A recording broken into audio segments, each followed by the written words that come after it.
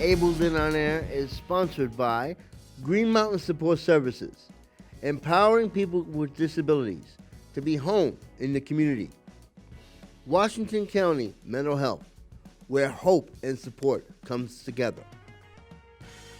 Media sponsors for Ableton On Air include Parkchester Times, Muslim Community Report, www.thisisthebronx.info, Associated Press Media Editors, New York Parrot Online Newspaper, U.S. Press Corps Domestic and International, Anchor FM, and Spotify. Partners with Ableton On Air include Yachad New York and New England, where everyone belongs, the Orthodox Union, and the Vermont Division for the Blind and Visually Impaired. Ableton On Air has been seen in the following publications: Parkchester Times, New York Parrot Online Newspaper, Muslim Community Report, www.thisisthebronx.info, and www.aish.com. Ableton On Air is a member of the National Academy for Television Arts and Sciences, Boston, New England chapter. Welcome to this edition of Ableton On Air, the one and only program that focuses on the needs, concerns, and achievements of the differently able. I've always been your host, Lawrence Seiler. And I'm Arlene Seiler. And on today's program, before we get to our very important topic of direct support professionals and the world of working in the field of special needs, we would like to say special thanks to Interagency Council of New York City. Special thanks also to Services for the Developmentally Challenged in the Bronx, as well as the Equal Opportunity Center of Bronx Community College and SUNY Colleges of New York. We would like to say thank you to Tom McAlvanah, Luis Torres, and many others that participated in this conversation. We would like to special thanks to our sponsors, Green Mountain Support Services, Washington County Mental Health, Muslim Media Corporation, and many others, including the participation of the help from the Vermont Division for the Blind and Visually Impaired. We would like to welcome Tom McAlvanah from Interagency Council of New York City to talk about direct support professionals and working in the field of special needs during COVID and even before COVID. Thank you, Tom, for joining us on this edition of Ableton On Air. Thanks, Larry. It's a pleasure to be with you today. Okay. Can you tell us what, for those that don't know, because we've had you back in 2019, what does the Interagency Council do for the City of New York and beyond? The Interagency Council of Developmental Disability Agencies of New York is a membership organization where we work with approximately 120 not-for-profit providers of services to people with intellectual developmental disabilities, both in the adult system under the New York State Office of People with Developmental Disabilities, as well as special education services funded by the State Education Department for children also with special needs.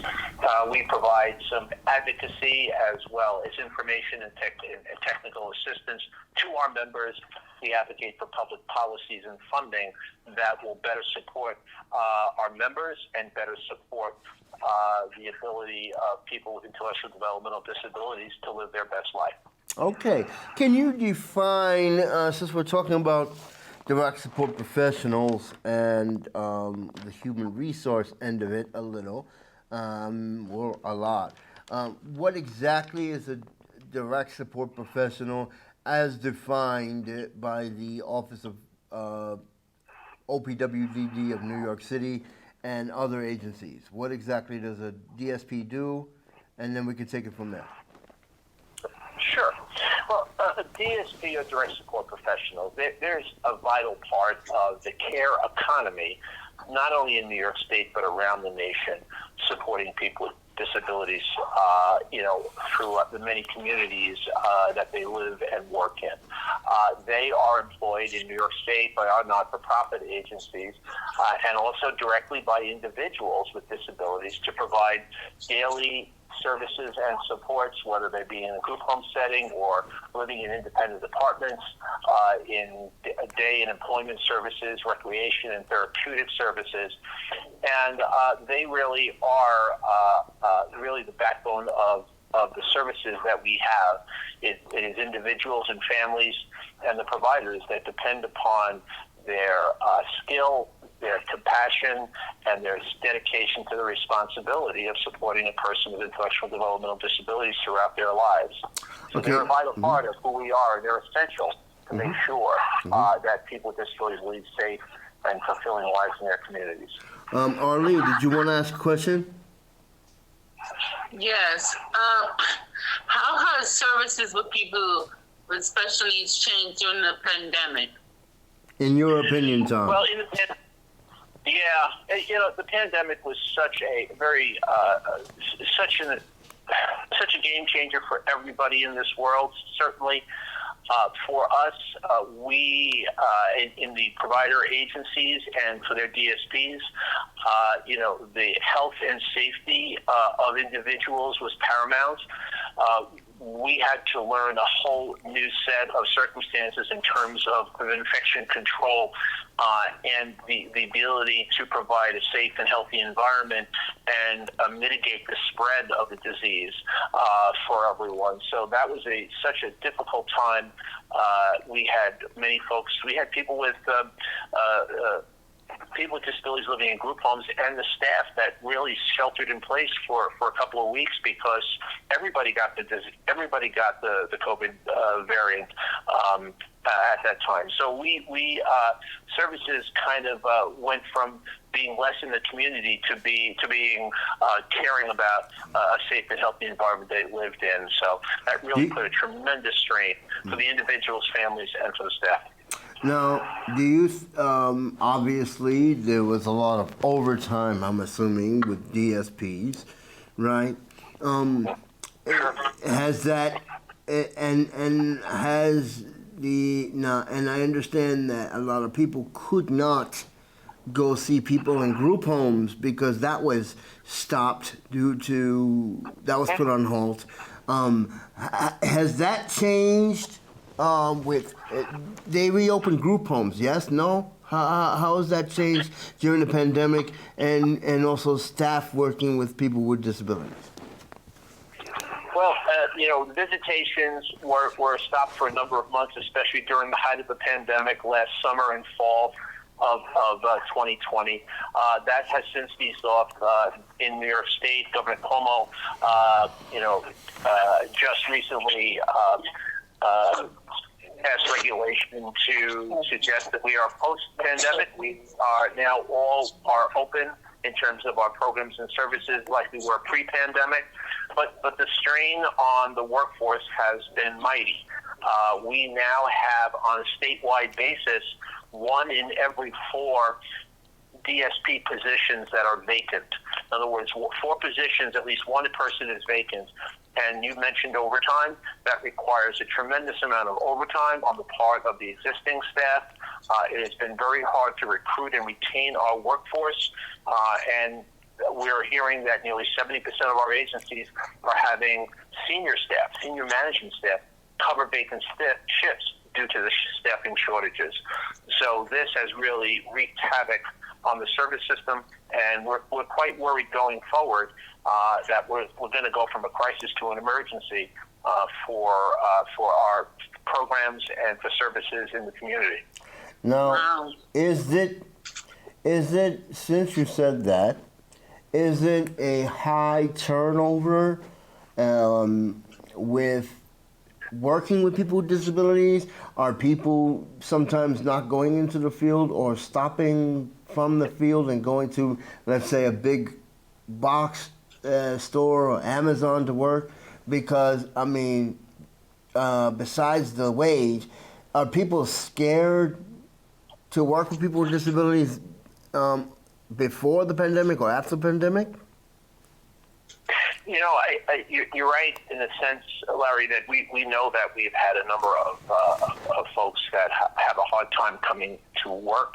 We're trying to recruit staff to do this difficult work because, as you mentioned before, I think it was Clarence Sundrum, who was a former commissioner of the Commission on Quality of Care in New York State, said that a person who is a DSP has to have the patience of Job, the wisdom of Solomon, and the caring of Florence Nightingale. These kinds of complex skills and ethical components of people and working with people with special needs has to be there.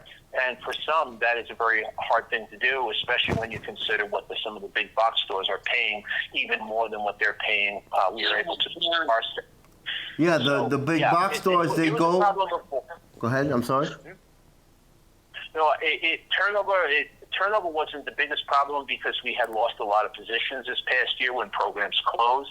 It was really the vacancy rate that is really the most alarming. We cannot hire people to come into the field. We also are wrestling with, as maybe you know, the levels of unemployment have remained high from government benefits. Mm-hmm. And we have also children. Many of our workforce, most of our workforce though, are women. The export professional workforce are women. Many of them have children at home.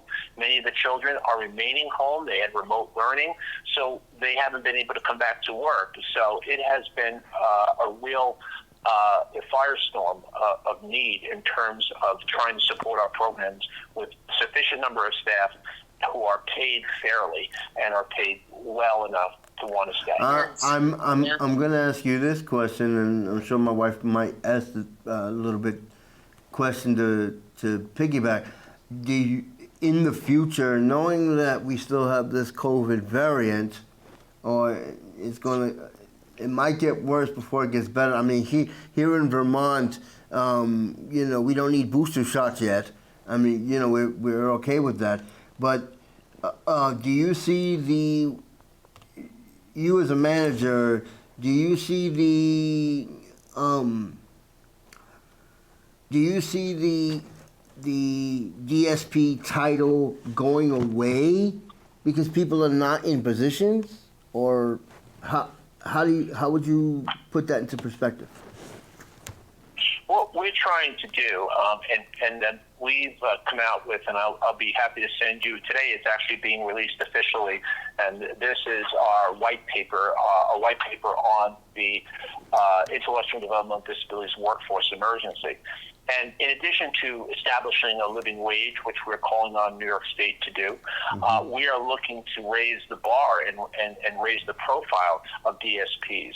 So we want to incentivize individuals to remain in those roles who are here, mm-hmm. and to get additional opportunities for career ladder and advancement, get more training so that they can help improve quality outcomes for people they serve, but also increase their pay so that they can continue to further their careers.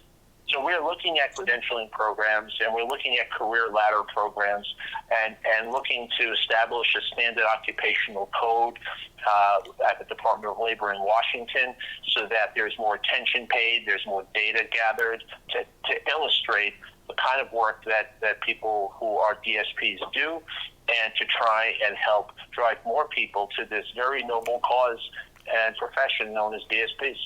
Nice. Did you want to ask a question? Go ahead. Yeah. Are there enough services for people with special needs? In your opinion? Are there enough? There are enough services. There are not enough services in which the people, how they want to see it. We are hearing at New York State that there is 3,000 to 5,000 people every year coming into the system. Mm-hmm.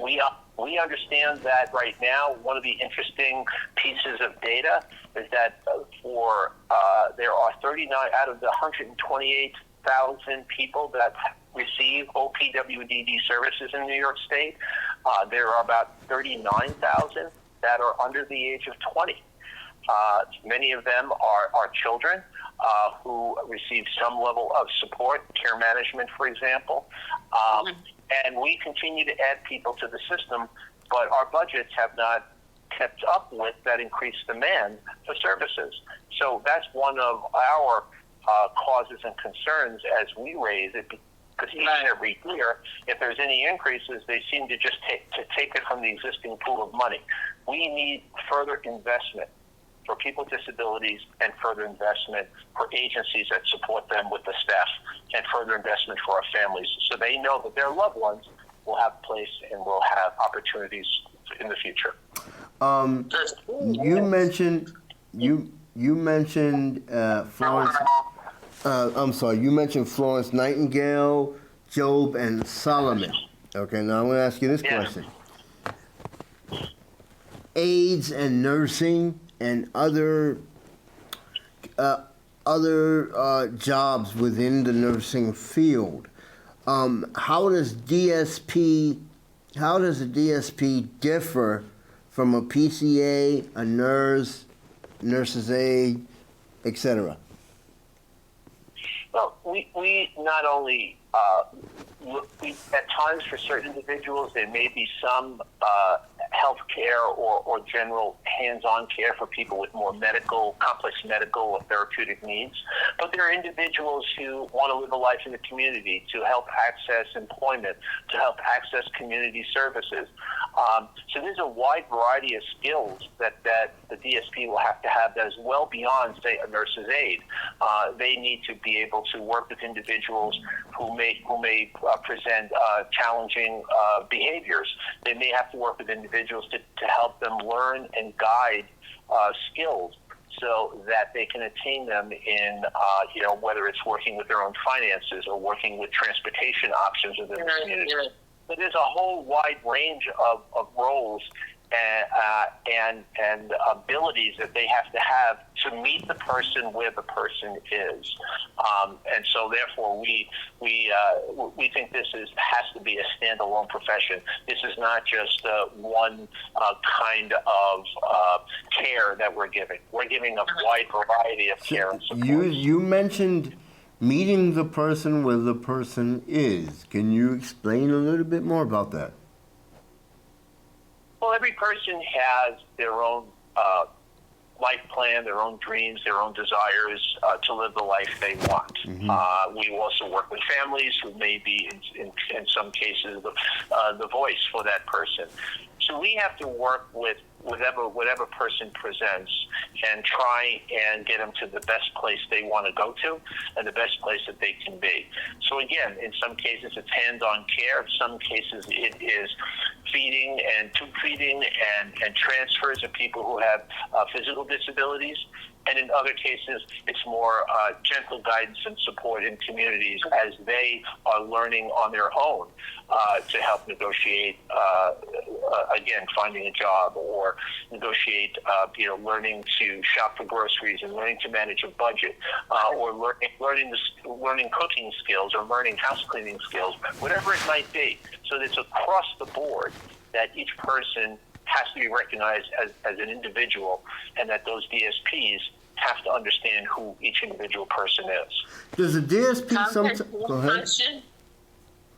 Go ahead. Has DSPs ever worked with people with emotional problems? Certainly, there are people who may have clinical profiles and needed backgrounds in terms of working with those who really may be suffering some issues regarding mental health. Like anybody else, it has been a struggle for many people, especially during the pandemic, as we can see. It's been a real strain, the isolation and the removal of the contact that people have, and it's been tough on all of us. So certainly, people with behavioral problems, I can figure that too, because they exactly. So how to be able to work with the person, diffuse, maybe a volatile situation, and help the person through to get to a place of coping with difficulties. That's a hard job to do, and we try and work with DSPs that have that skill as well.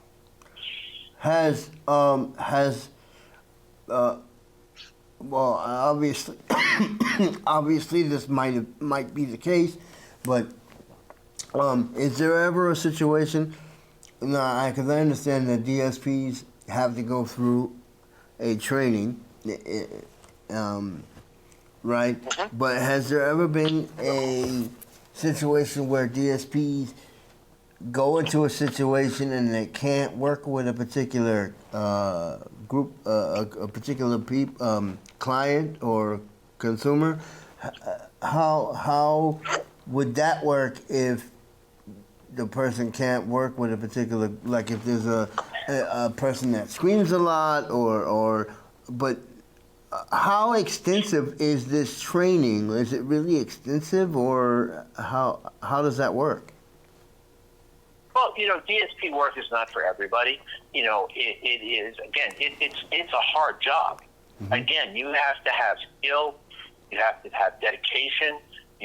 Times you're a mentor, sometimes you're a facilitator. You got to be a good listener. So, we try and match people to their interest and their abilities as well as skill level. So sometimes it may not work out in certain cases, but we try and work with them as employers to provide them with the training, to give them a realistic job preview that this is what it's going to be. And for the most part it works out, but sometimes it doesn't. And then we have to maybe look for opportunities for that person. Mm-hmm. How hard is it to train a DSP for training? Well, we can provide 2 to 4 weeks of training across the sector, but it certainly is. You need time and experience to get to know the individual, because we can provide basic training, but that doesn't mean that person is an expert for every other person that they're going to be support. You may have a person, for example, who has maybe they have limited speech, or so.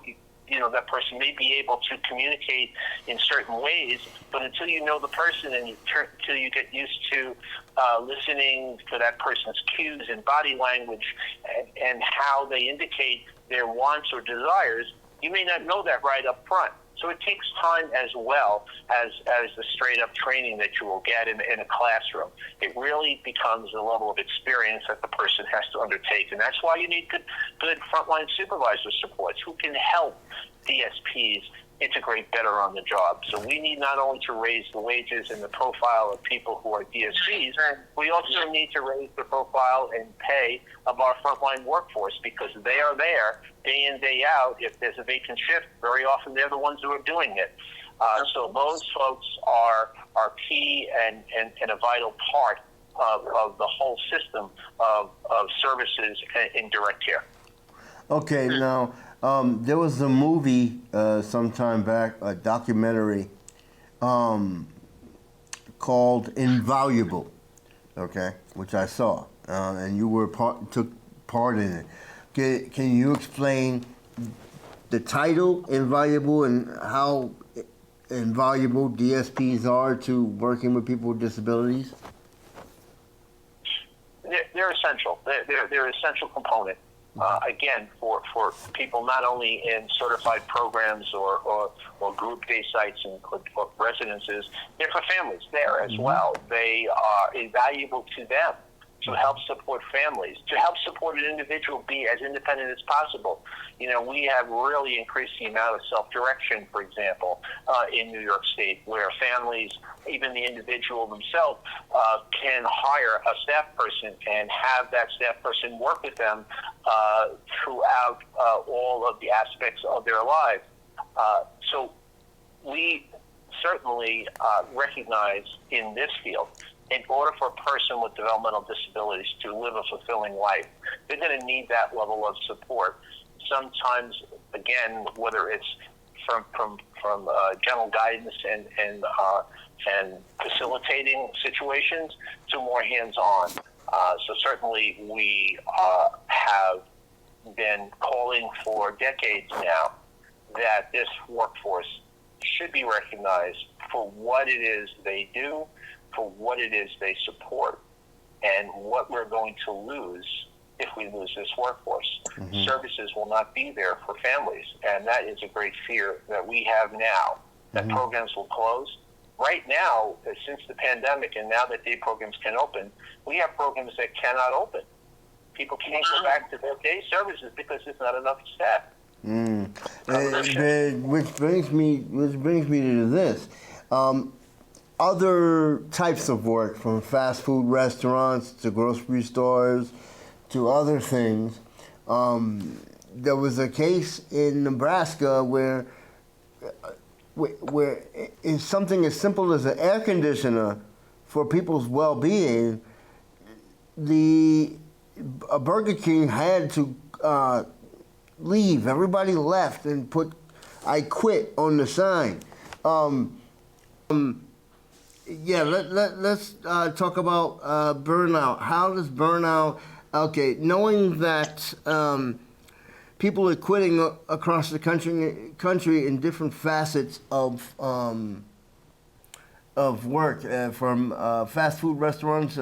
Nebraska had a situation where people quit over an air conditioner because people need that in a job. But how does DSPs? How do you stop burnout? Is there a way within? Because I know a lot of people, their mental health your mental health is important besides your physical health. How do you stop burnout? Is there a way within the DSPs? I think there's a couple of things we can do, and I think first is obviously to make sure that we do not overburden and demand that DSPs put in extraordinary amounts of hours because we cannot find staff. That's definitely one issue. Secondly, they have to recognize that our DSPs should be able to know that their frontline supervisors and managers and their organization is there behind them, that they are going to work all they can to help protect them and give them their time at home with family and their own personal lives. And that's been a hard thing to do. They have to be, excuse me. Go ahead. They have to believe as if they are supported. Yeah. They have to believe that they're supported and they're there for them. Mm-hmm. Now, I'm going to ask you this main question. Within one of the DSP videos that I had saw that we can roll to within this show that OPWDD had put on YouTube, Right. according to it's one of the videos, but according to NADSP, but according to statistics, back in the 1960s, there was over 250,000 or maybe more people in institutions. Do DSPs?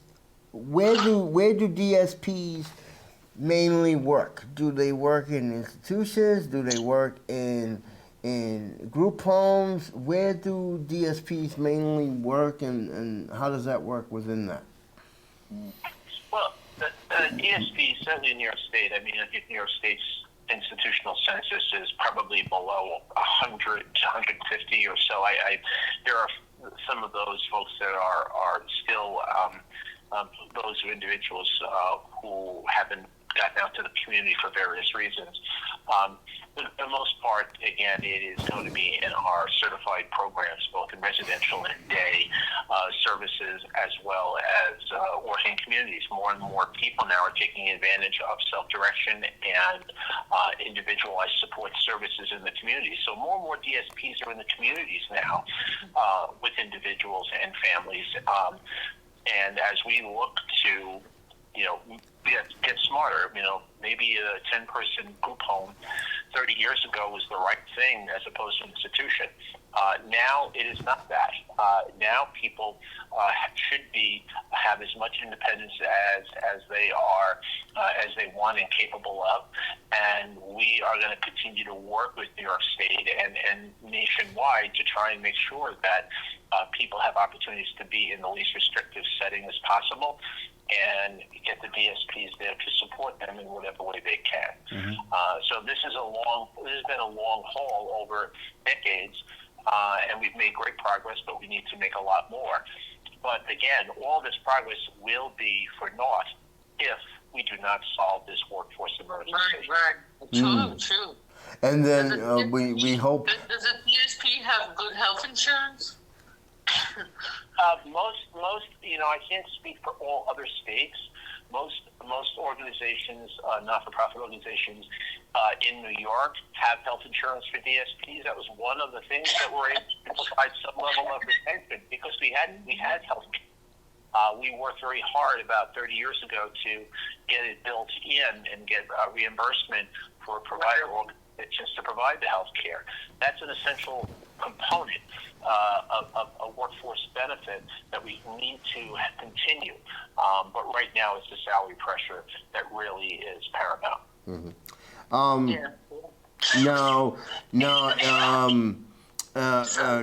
Do you have any more questions you want to add to that, Arlene? Yes. I don't know why. It's okay. We can go over. Are there enough people that want to go into this field? Are there enough men and women? Are there enough men and women that really want to go into this field? Is it more men or more women, Tom? Oh, mostly, a great majority is women. We have over 70% of the workforce are women, and most of them are people of color. So this is not only a workforce issue, this is a social justice issue. We need to understand the level of underpay that people of color and women have been receiving to do this vital work. That is one of the hallmarks that we're undertaking, and to call attention to undervaluing this essential support for people with disabilities that is out there.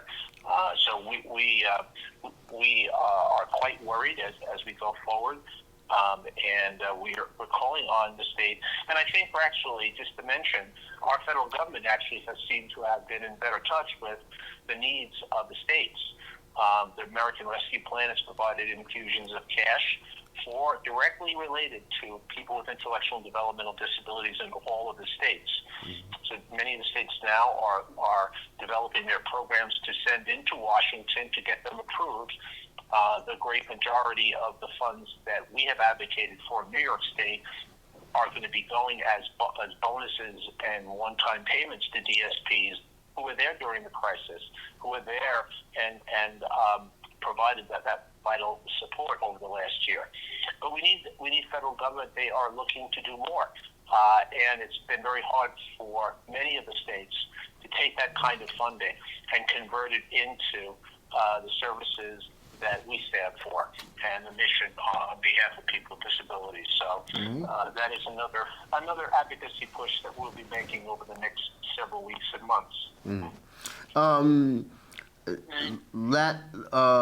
Any more questions you want to ask? How come men don't go into this field? I don't see.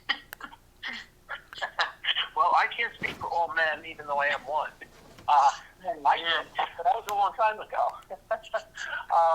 It is the kind of caretaking work may not feel right to a number of different people, but we definitely need a broad array of folks, both men and women, to help support people with disabilities. Sometimes the care from a male DSP is essential and needed in certain circumstances, as is the same with a female employee. So we try to do that. We try to get people to see the value of this work, and we've been successful in many ways, but it still is a struggle.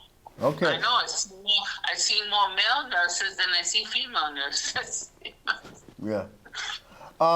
In any case, what, in your opinion, what is the future of your, and these are the last two questions, what is the future of your organization in helping with the DSPs, and what's the, and your organization as a whole, and what is the future of direct support or supporting people with disabilities?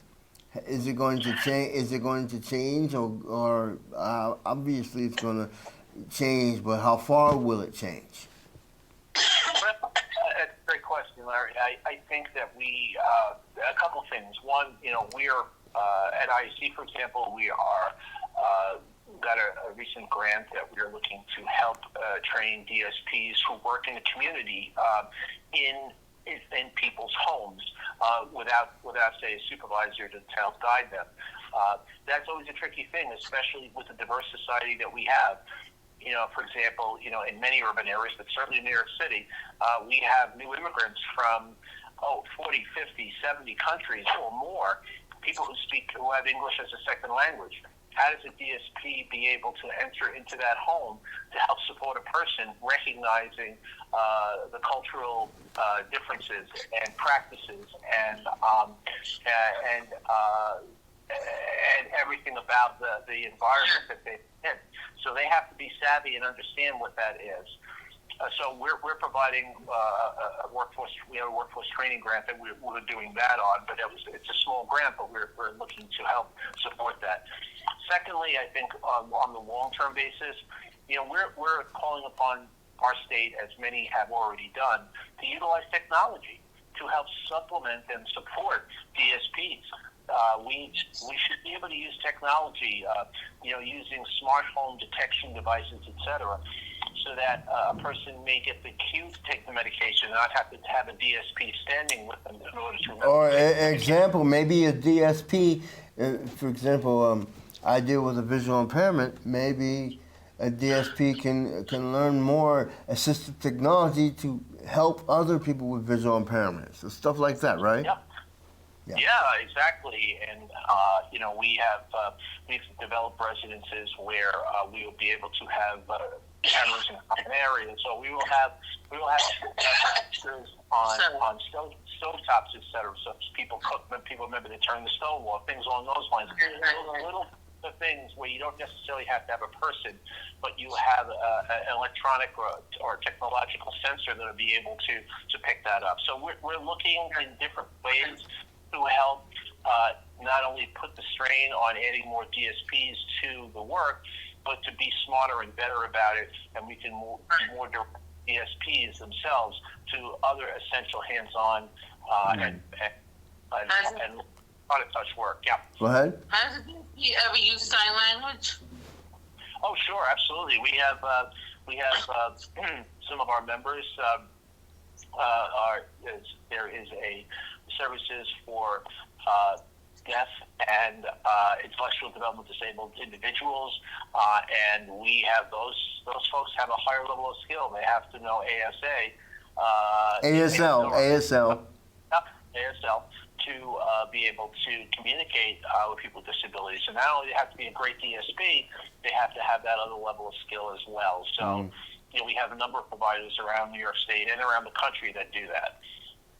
Okay. Has it ever worked with a blind person? Yeah, we have people who are also visually impaired, and we work with them in terms of understanding the environment and teaching the person the environment they are in, to make it hazard-free, to make it accessible, etc. So absolutely. Again, we try and take people where every individual person is at and work with them from there. Okay.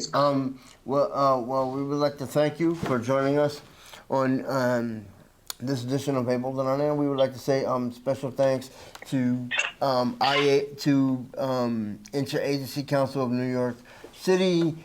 Special thanks to OPWDD. Special thanks to SDC of the Bronx and Equal Opportunity Center of SUNY and Bronx Community College. Tom, is there an address or phone number that people can turn for IAC? Sure. You can certainly go to our website, iacny.org. That's iacny.org. That kind of lists a lot of who we are and what we do as a member service. Okay, we would like to thank our wonderful partner in this episode, IAC of NYC and many, many others. We would like to thank Green Mountain Support Services, Washington County Mental Health, and many others, including the help from the Division for the Blind and Visually Impaired. For more information on NADSP, you can go to www.nadsp.org. org, or if you want information on IAC of NYC, you can go to Tom. It's www.iacny.org again. No, it's www.iacny.org. ny.org. I'm so sorry. ny.org. And what is the address again, Tom? If people want. The address is 150 West 30th Street, Mm-hmm. New York, 10001. Okay. And if you want information on Ableton on air, you can go to www.orcamedia.net. That's ORCA media.net. I'm Lauren Seiler. I'm Arlen Seiler. In the world of people with special needs, direct support professionals really help people with disabilities live fuller and independent lives. Let's take a look at a video at the day in the life of a direct support professional from the National Association of Direct Support Professionals, NADSP. Let's take a look at this.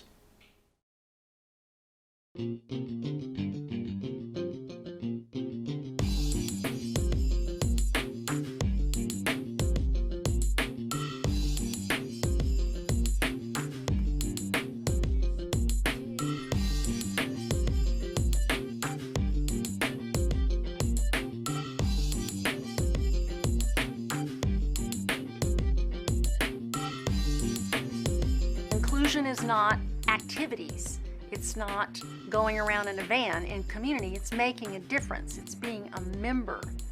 But people with disabilities can't become members unless the people who stand with and by them every day also become heroes and also see the work as a journey that they're going to take. As a direct support professional, it's really all about being involved one-on-one and supporting in whatever way I can. And that's why it's really useful to be able to work intimately one-on-one with folks, because the support I'm able to provide can be a lot more relevant. The key to a life of distinction is how much is a person really growing in their relationships in the community? How much are they really becoming a member? And that's a really different goal to reach for in our work with people with disabilities, is how well are we doing at helping people have a really rich and varied life that's embedded in relationships in the community. I get the personal satisfaction of where I see people start from one place and move to the next. It doesn't have to be super complex, physical fitness or a learning program or anything like that. It can just be watching somebody order their own coffee in Starbucks, say thank you, and pay for their own coffee.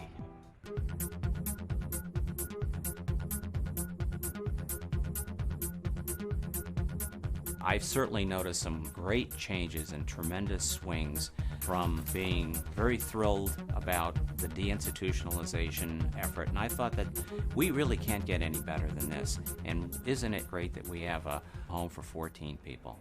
To look at where we are today, where a family member or an individual with disabilities would say, thanks for bringing us this far, that's not what we want anymore. What we want is complete participation in the life of the community. In order to do that, the people who are engineering this, those who are working day to day with people with disabilities, have to be so skilled, so dedicated, and so principled, much more than 30 years ago, or 20 years ago, or 10 years ago. The expectations have risen dramatically.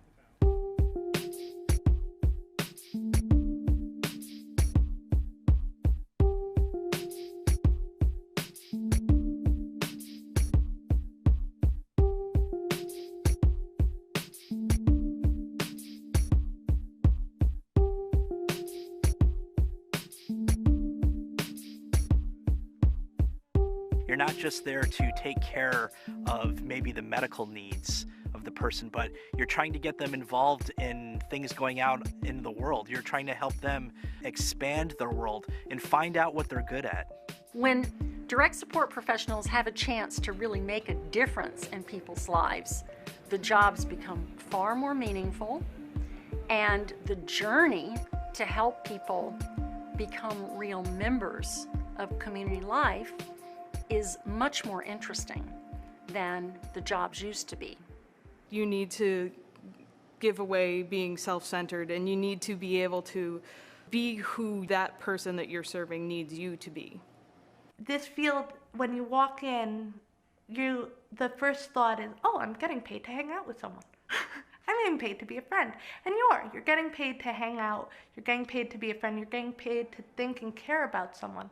But most importantly, you're getting paid to respect someone, to treat the people that you support with respect, with honor, with dignity. I think that's why professional is there in the title. I would like direct support staff to support me because they're the key people in my life, and I would want them to be able to help me to do the things that I need to do and to be there when I really need them. I feel honored and humbled, that I'm given the opportunity to work with individuals who have a disability and to share my experience, my guidance, direction, and assistance to them who are willing, to just want to be a part of living a richer life. I started 9 years ago as being a part-time DSP, and I loved it and just decided to continue.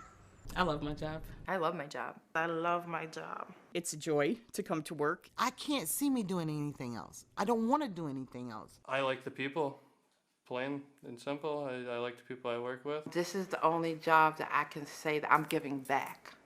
I don't know how to describe this, but there is a certain draw, there's a certain magic that comes with other people wanting to do what it is that you do because they experience this as noble. One of the reasons, or the main reasons why this is such a rewarding position, is because it betters yourself, just as it's helping an individual better themselves. Anybody that has ever said, boy, I get more out of this than I've ever given, you can multiply that times 100, and that's what the human services is. Not too many careers can say that they actually have such a positive impact and change the outlook of a person's daily living.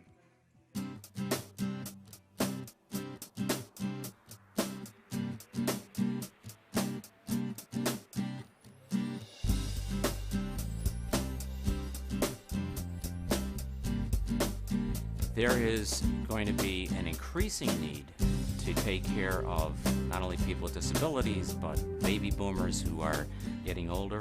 And the workforce demographic, that labor pool that we're drawing on, is actually shrinking as the need is growing.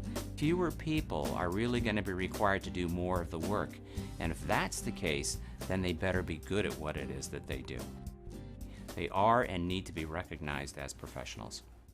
Recognition is important because it empowers staff. It gives them a sense of accomplishment, a sense of value. Every profession has a code of ethics.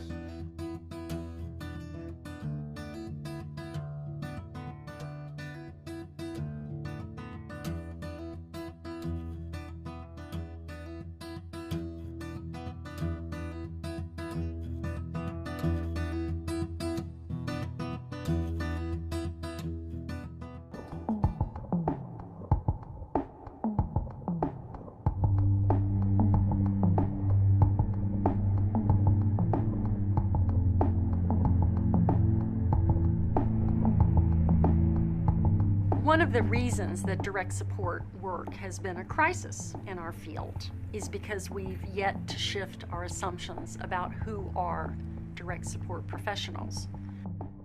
As long as we consider them to be cogs in a wheel to provide coverage and basically maintain people, then turnover rates are high, job satisfaction is really low, and it's not something people could easily feel passionate about. they're doing something really significant and important with their life. There's no question in my mind that DSPs are responsible for social change every single day.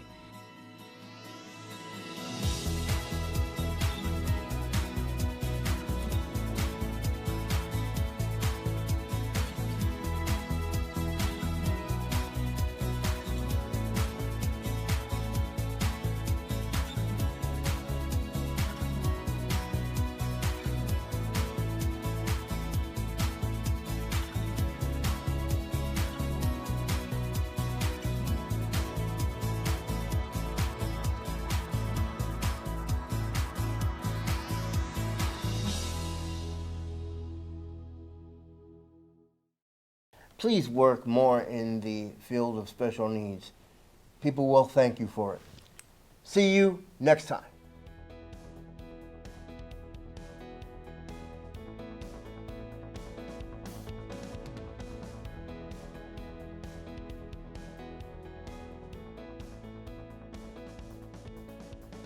Ableton On Air is sponsored by Green Mountain Support Services, empowering people with disabilities to be home in the community.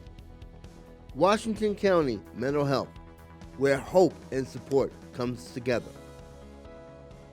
Media sponsors for Ableton On Air include Parkchester Times, Muslim Community Report, www.thisisthebronx.info, Associated Press Media Editors, New York Parrot Online Newspaper, U.S. Press Corps Domestic and International, Anchor FM, and Spotify.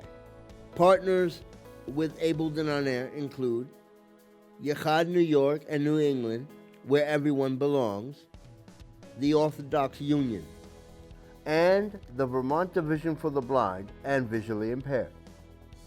Ableton On Air has been seen in the following publications: Parkchester Times, New York Parrot Online Newspaper, Muslim Community Report, www.thisisthebronx.info, and www.aish.com.